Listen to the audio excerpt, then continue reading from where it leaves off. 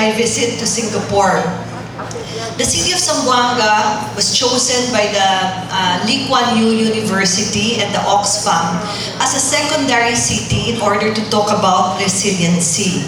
With me was Mayor Alfred Romualdez, Mayor Pamintuan, Mayor Fernandez, Mayor Bongot. And what is kind of strange, kind of unusual of this selection? Of course, you know the Mayor of Tacloban is suffering from the effects of Yolanda, of Haiyan. Mayor Pamintuan had to face the Lahar, and he was able to re-energize the community despite of that. And of course, the representative of the city of Zamboanga, who has 26,000 evacuees, 118,000 people affected, and up to now, may nagrarally pa suffering, asking for their rights. But as local chief executive, my dear mayors, we are really accountable to the people that we serve. And we would like to have a clarion call of President Aquino. Let us build back better our communities, more resilient and more safe. Why is it taking a long time for us to really pinpoint the areas? There are legal problems that cannot really bring back the people to their areas that they've started. There is a presidential proclamation, but one of the important criteria that the NHA and the DPWH is really breaking their heads is that they want to build resilient homes that could withstand a very, very weather that the wind capacity is hopefully not equal to that of Haiyan. And so, I'd like to again acknowledge the efforts of Director Brenda of the DOST, and all the regional directors are here today. The Department of Interior and Local Government, the Department of National Defense, the Office of the Civil Defense, the Department of the Environment and Natural Resources, Mines Geosciences Bureau, and the National Mapping and Resource Information Authority for this very timely and relevant program. The leadership priorities of this administration has to do with security, health, and education. Bakit po SHE? Because that is gender fair.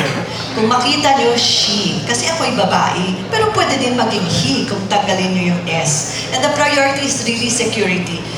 There was the president of a tourism industry who came and interrogated me, what are you doing to have investment in the city and tourism? I told her, Ma'am, as mayor of the city of Zamboanga, I have to make sure that the city is secure so that you who have come all the way from your localities will feel safe in the city. I need to have police visibility, the presence of the military and the barangays to ensure that you would want to stay in the city of Zamboanga, perhaps for 8 hours, 24 hours, 48 hours, and more importantly, for you to spread the message that you would want to come back to the city. It can only be done if security is in place. That is why in the supplemental budget, we really put primary impetus in helping our security resources be receptive to our people. We envision a safe and a crime-free Zamboanga City that enjoys a vibrant economy and globally competitive and able to provide jobs to its people. This might be motherhood or sisterhood statements, but it can be fully realized if we put our acts together. A disaster-ready community that shall be able to respond to natural calamities and secure lives of its people. You know, Director Abutasil, my reflection in that visit sa Singapore, no matter how we prepare for disaster, when disaster strikes, the local government unit, despite of its preparation, will never be too ready. That is why it is very important that we take action. We believe that human security and a safe environment are paramount and are intertwined with the basic human rights, socio-economic growth, and our yearning for peace, and more importantly, with peace is progress.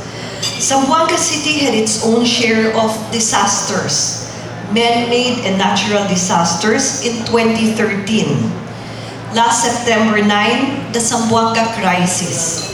After the 23-day crisis, we had 5 days continuous rain in October, inundated agricultural crops and fishery products with damage estimated to 57.9 million. At the time of the siege, we were losing around 50 million pesos daily without circulation because the city of Zamboanga is a link to Sulu, and Basilan as well as Tawi-Tawi. During our first few months in office, we have adopted the Zamboanga City Disaster Risk Reduction and Management Plan. Adopting the CCDRRMC is a preemptive response to the challenges besetting our environment, our society and our people in the midst of climate change and human-induced calamities. It provides a framework that is integral for policy direction and strategic context for projects, programs, and actions. That is, social protection, disaster risk reduction, and climate change adaptation. It demands a shared vision and a collective sense of mission. We are all in this together, sabay-sabay tayo, among responding agencies and other stakeholders to do risk assessments. Sabi nga ni Mayor Romualdez, it is not only important that we identify the geohazards, but you have to match the geohazard with the people staying in the community. Ano bang klaseng mga shelter? What types of people? How many people stay in that particular community? Because that will also be the risk that you will be able to respond if addressed earlier. Next, we also seek that other agencies and stakeholders facilitate contingency planning. I think local government units should also envision putting up evacuation centers that are resilient. Some hospitals have to reinvent the emergency room. Instead of putting it in the first floor, kasi nababaha and easy access, they intend to put it already in the second floor.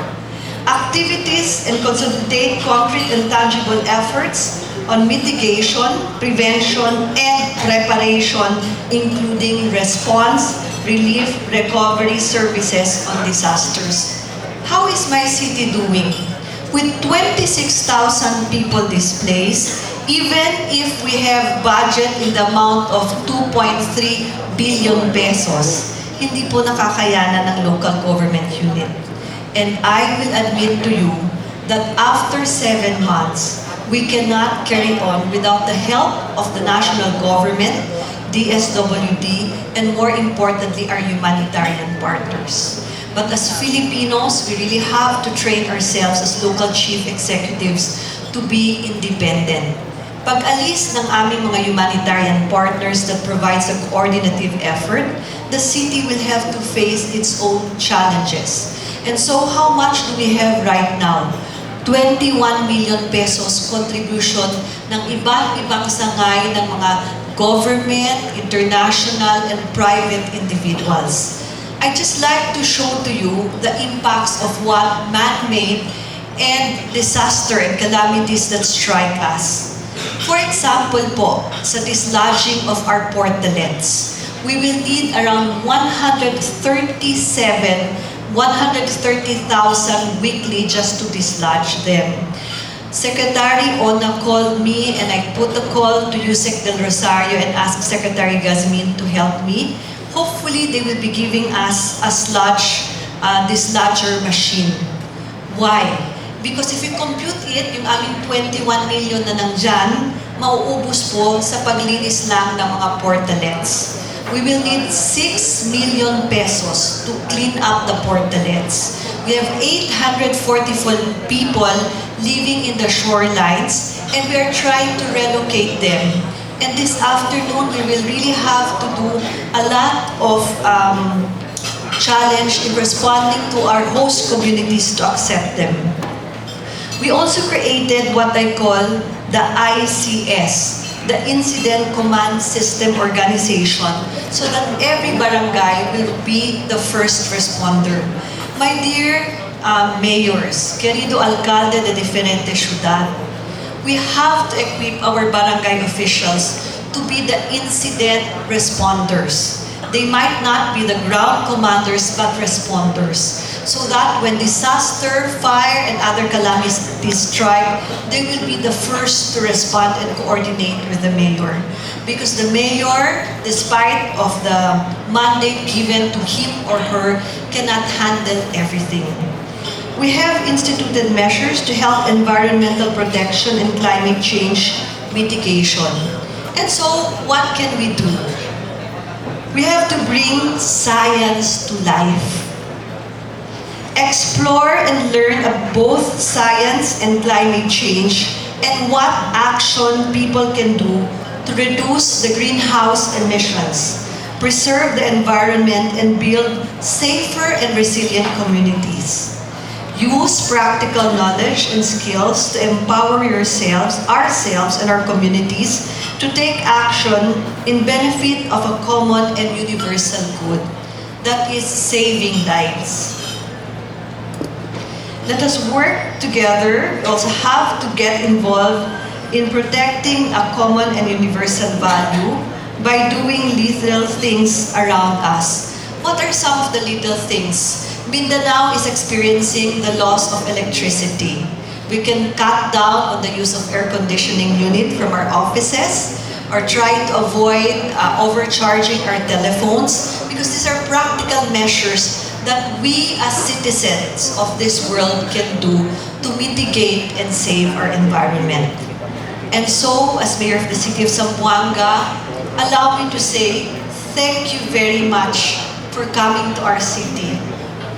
Your presence gives us so much hope that despite of climate change, despite of disaster, the sun also shines in this city to let you know that with you, we will build resilient communities.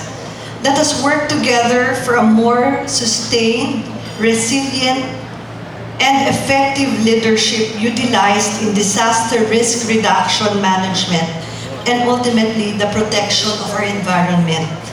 Trabaja kita todo feria el efectos del cambio del clima, el protección del medio ambiente. Muchísimas gracias y vaya con Dios a todos.